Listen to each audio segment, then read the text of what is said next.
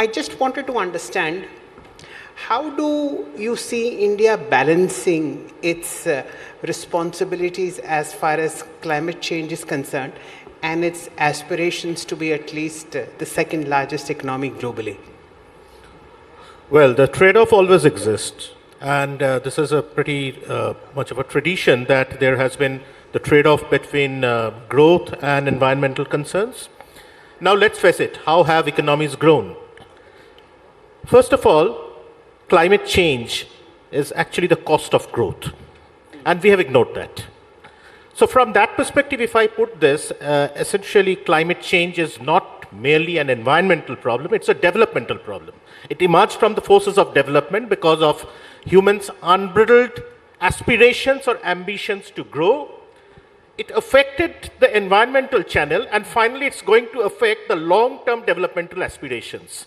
All the indicators, suppose whether it's health, whether it is education, whether it is, suppose, say, environment, every bit of it. So the biggest challenge for any emerging economy, or India, suppose, because we are talking in terms of the Viksit Bharat 2047, that is, we want to be a developed nation by 2047. Now, what is the characteristic of a developed nation? Is it only per capita GDP? We have to come out of this reductionist, myopic notion of development.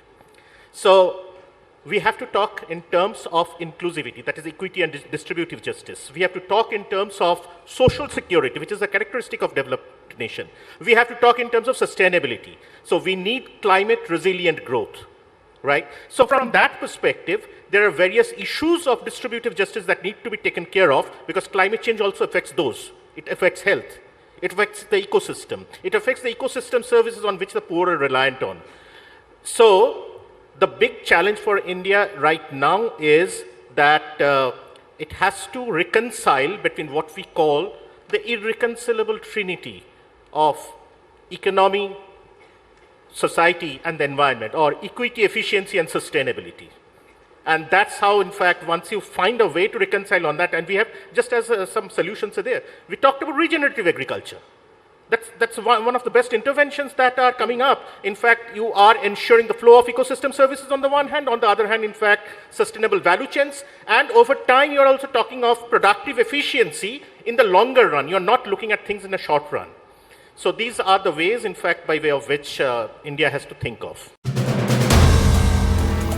If you like the video, do like, comment, share and subscribe.